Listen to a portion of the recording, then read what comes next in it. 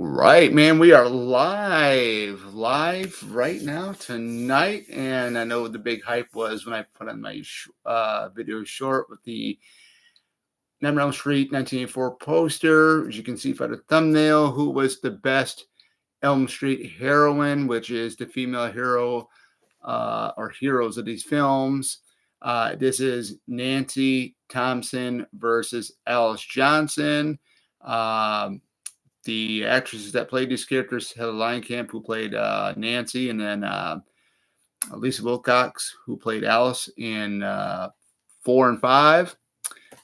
We got, I want to mention too that Heather Camp played Nancy in the original Dream Warriors, and then she played herself and Nancy in Wes Craven's New Nightmare.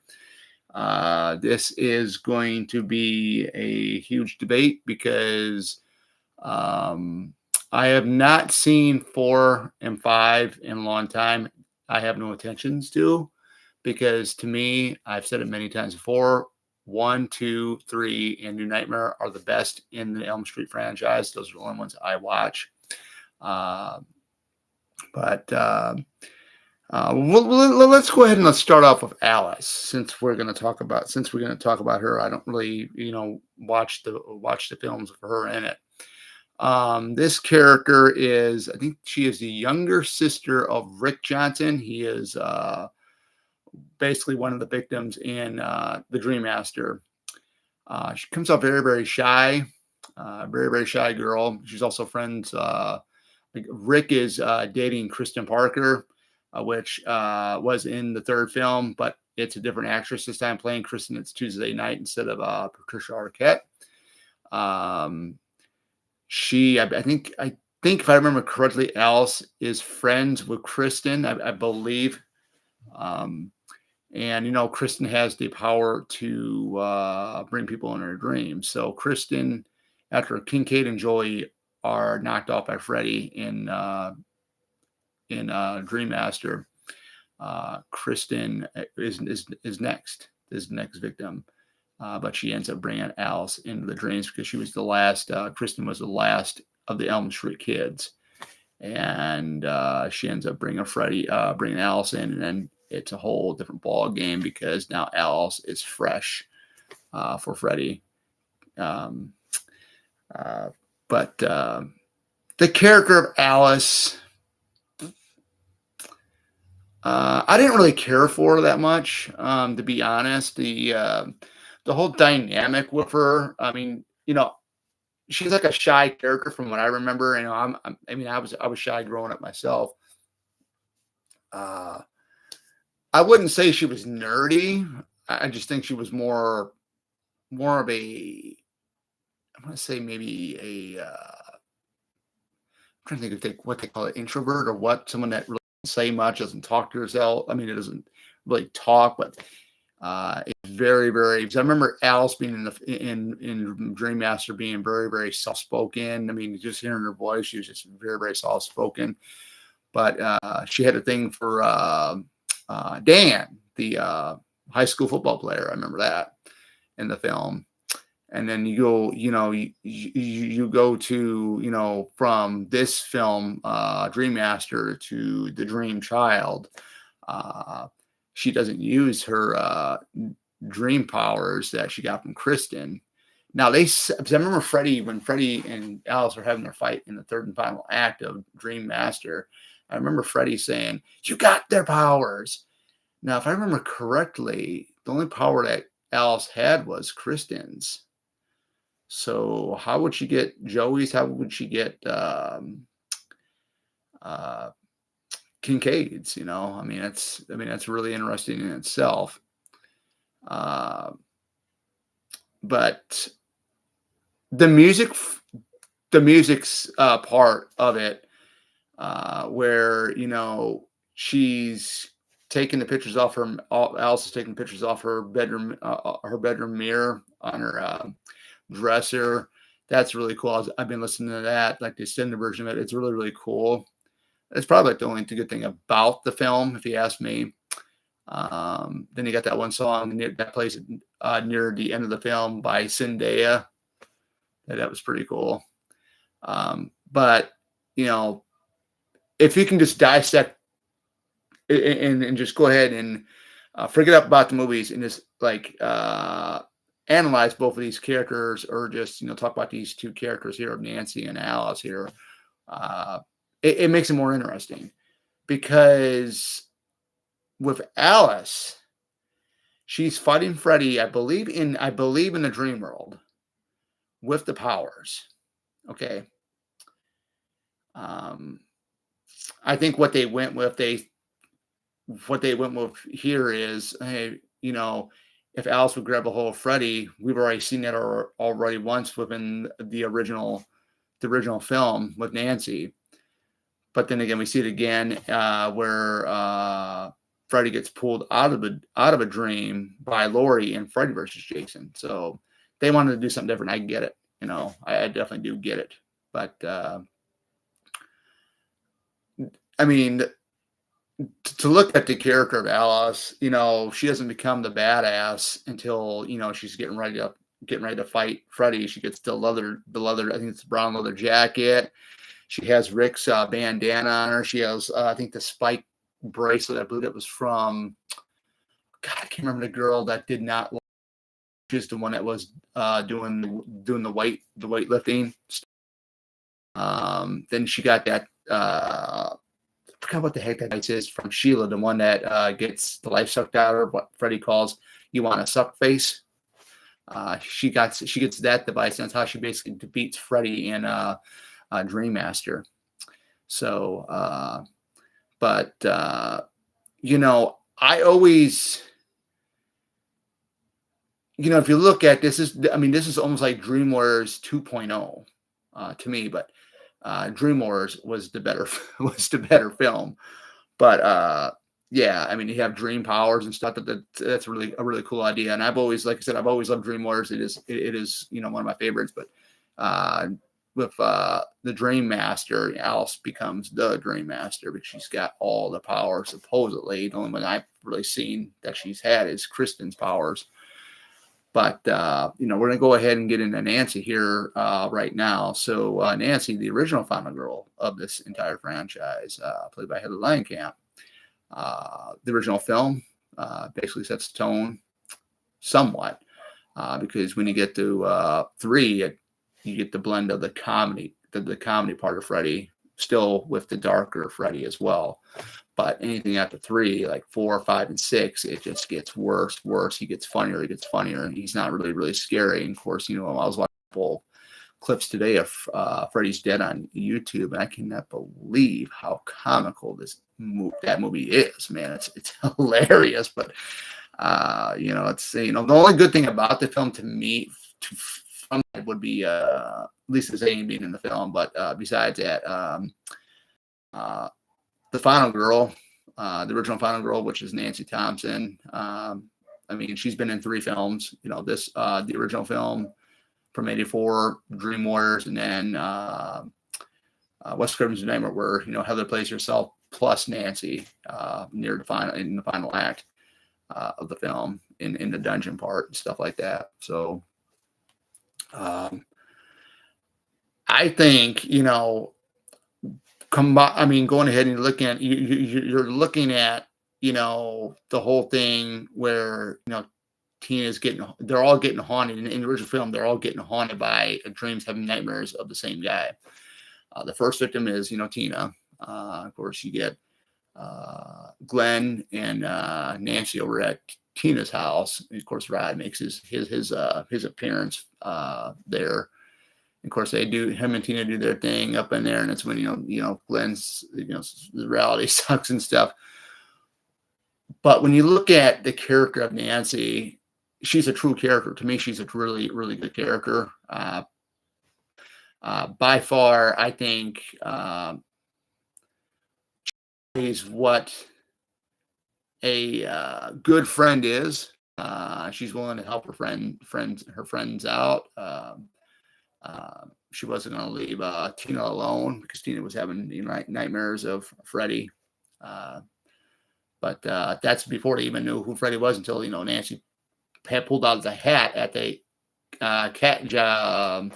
Sleeping Institute for Disorders. But I've always loved the scene when when Nancy confronts her mom in the film in the kitchen when I think Marge is on the phone with Donald after that whole incident at the sleep clinic when she pulls out Freddy's hat from out his head because she had a hold of him. She grabbed a hold of his hat. And that whole scene there, and then she takes the bottle from the mouth. She's talking about she pulls the head out of the drawer in the kitchen and is telling her mom, "Feel it." It even has his name written in it. Fred Krueger, Mom. Fred Krueger. If you know who it is, you need to tell me now. He's after me now. That whole scene is really, really well done, especially when she goes and takes the bottle of liquor from her mom and smashes it and she says, "Screw sleep." That was so powerful. That's by far my favorite line that Nancy says in the first film. I like the fact that too, the booby traps. That's right. I said booby traps and anti-personnel devices. When she's setting that up, that was really cool. I like that because she was preparing herself because the home of 1428 Elm Street, which is the Thompson residence, became the battleground or the war zone between Freddie versus Nancy and that. And it was fun. It was a lot of fun. Of course, Heather was 20 at the time when they did the film. And it was just a blast just watching that. And especially the part where she, dreams to go find him in the dream world in the boiler room. And she says, Krueger, I'm here. And then, why don't you come out and show yourself, you bastard, and stuff like that. And he does come out, chases her down the spiral staircase. She jumps, and it cuts from that to her falling from it looks like she was falling from the top of the roof of her house. And then, she lands right on the lattice that the guys that put up the security bars over the windows. And then she's up on like by the front door. Where are you, Krueger? And then I think Freddie says, Nancy, after he like comes out of the rubbish, the bush and stuff like that. And it was kind of funny because I love that part because the look on Nancy's face and she's like, I got you now. She runs and like charges and then like basically tackles Freddie and he flips over. He's on top of her. And then all of a sudden the alarm or something goes off and, and whatnot. And then she wakes up, thinks, oh, I must be really crazy. And all of a sudden here comes Freddie popping up from right behind her. And, the chase, the battle is on. Okay. So, even with that whole movie is great. The whole thing with Nancy is great in that film. I love that. I mean, just a high schooler that's brave enough to go ahead and want to track down this guy, wanting to know who he is, trying to fight and help her friends, before they end up getting killed. We do see that in Dream Warriors too. She becomes a new. I think what they had her as an intern at Westing Hills. I don't know if she was actually going to be working in there permanently, but she was basically the leader of these kids, helping them out because she's been where she's been, like she said, to Dr. Neil Gordon and stuff like that. It's and then the whole aspect when she's coming forward to Neil about her experience as to what is really going on with them. Why are they dreaming about the same guy, which happened to her and her friends 6 years prior to that. To me, this was Heather Langenkamp's one of Heather Langenkamp's greatest films besides the first one. I liked that she guided the remaining Dream Warriors, which is Kincaid, and Kristen, because Will and Freddie in the dream world, and they're on. Of course, Nancy doesn't have any dream powers from what I know from the film, but she was a good leader, a good role model. She cared for the kids. That whole final act of the film where she basically, gets tricked in believing that her dad is alive. Of course, he had died about 20 minutes earlier from the hands of Freddy. And that was like really, I think, the most impressive way to, get close to an individual who had battled you before, to go ahead and get that person close and then basically do what you got to do, try to, kill her. And that's what Freddy did. But, she got stabbed like at least 2 times with the claws. And the scream that Nancy pulled out, hit a line camp, I thought it was really epic because it was believable. It really was believable. And it's what you call good acting. And I believe Heather was like, I think 22 at the time of Dream Warriors. But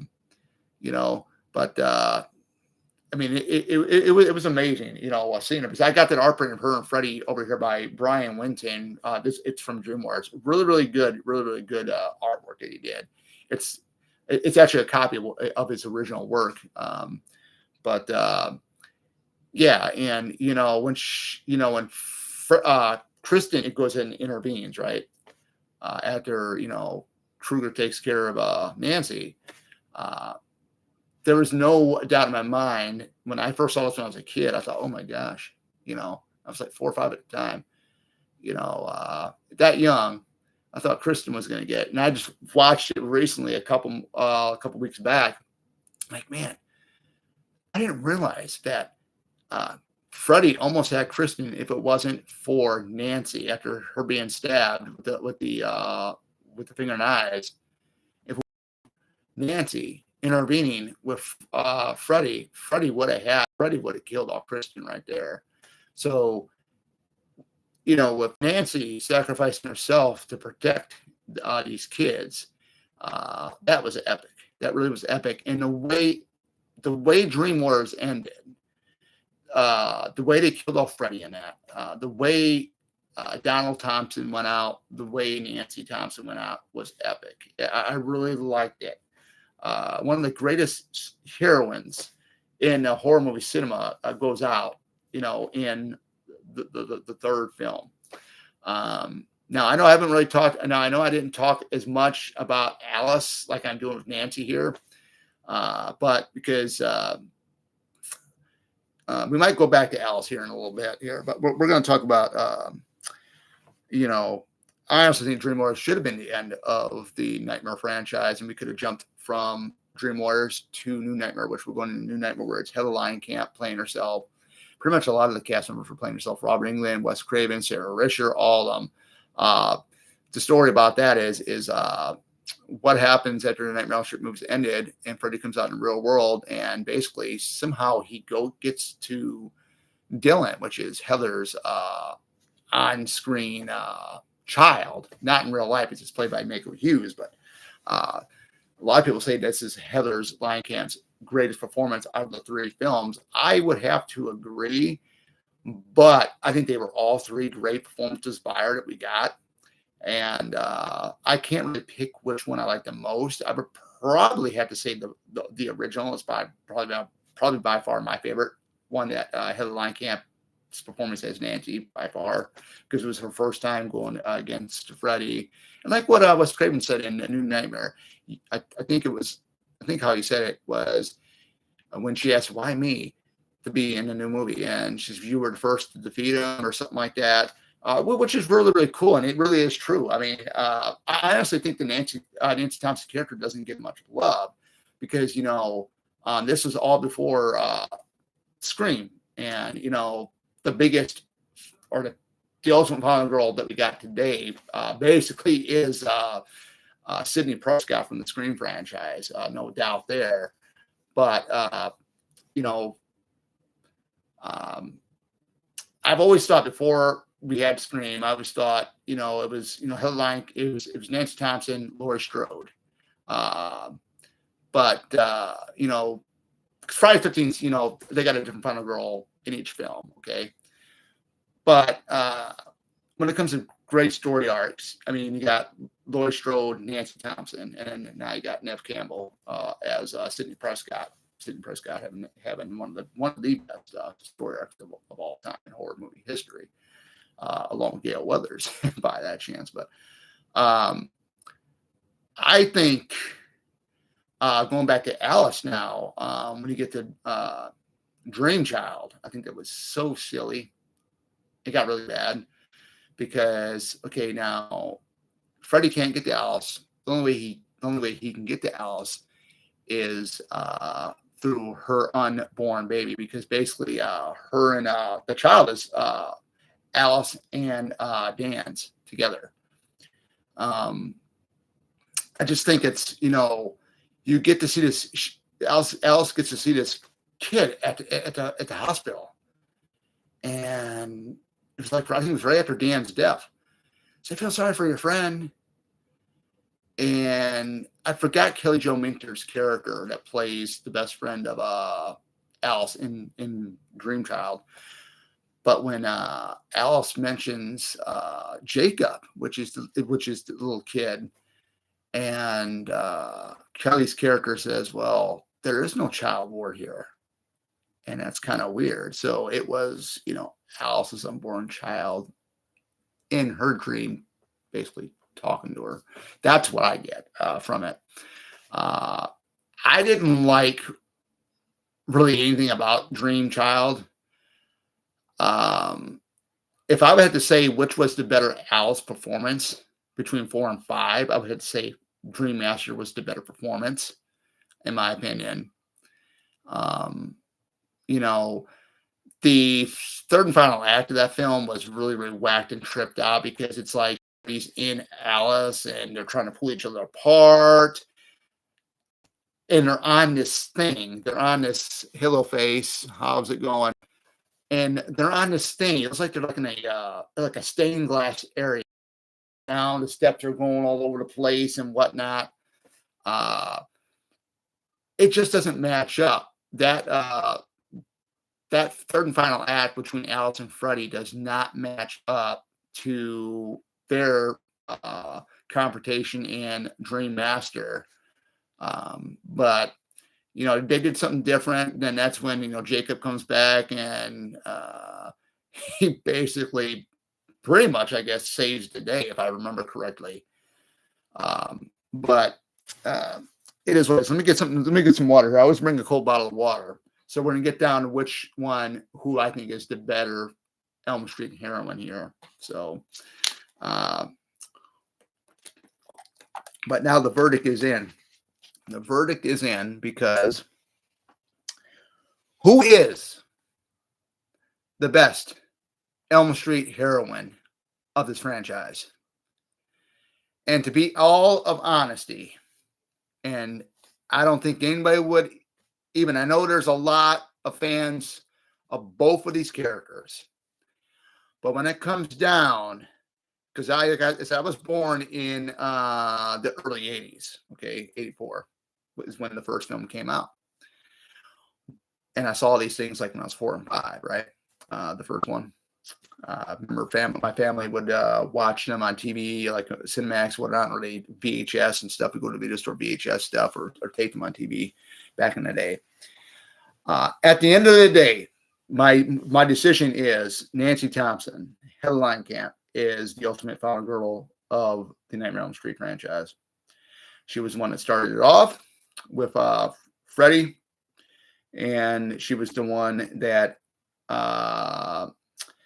was in Dream Warriors as well, sacrificed herself to save the kids from Weston Hills, the Elm Street kids from Weston Hills, against Freddy. And then she comes back, and Heather Langenkamp comes back for New Nightmare. And I think the performances from all 3 of her films that she was in with this franchise was the best. And I got to say, I mean, I love the second film, even though it doesn't have her in it, but they do mention her because of the diary and stuff. But I have to say, because I get the chance to meet Heather Langenkamp this November at Chicago's Days of the Dead, and I do have to say that the best Elm Streets besides two, were the ones with Nancy Thompson, Hill Camp in them. So there you guys go. You have it. The honest opinion. That's my pick to win this battle between Alice Johnson and Nancy Thompson. The winner, Nancy Thompson, the ultimate final girl of A Nightmare on Elm Street. So with further ado, guys, that's all I got for this live stream. I hope you guys enjoyed it. I know I got one viewer here, which is Face. Face, I decided to come on here and just talk about this thing. And this is a real treat because there's only 4 films in this franchise. There's only 4 films in this franchise I like out of the 7. And it is I'll recap it. It is the original film from '84. Freddy's Revenge, Nightmare 2, Dream Warriors, and then New Nightmare. The rest of the films, like 4, 5, and 6, do not like, don't care. I will never watch them again because to me, when it comes down to Nancy Thompson, Jesse Walsh, and Elisa, all of them, those are my favorites of the Elm Street franchise right there. I thought about it before I came on this live stream about maybe saying who were like, I'm going to try. I might even do this next week. Do a video. The best looking Elm Street ladies of the franchise. That'd be a good one. I mean, we're going to cover all of them, even the 2010 remake movie, which I have only seen. The only time I saw that film was in theater. I have not seen it since it was in theater back in 2010. So definitely stay tuned for that one when I do it, because I got to get a list going of who of the best looking Elm Street ladies, and it's really going to be interesting. And one of them, which is Nancy Thompson, is one of the best looking ones in the franchise. So but yeah, with further ado, guys, I mean, that's it. That's all I got. Smash that like button, subscribe. Let me know in the comment section which of these two, Alice or Nancy or Alice, is your favorite final girl of the Elm Street franchise, Elm Street heroines. Which is the best Elm Street heroine between these two for you? Let me know in the comments below. So with further ado, that's all I got. Take care. It's Oracle sign out, and see you guys back in the next one.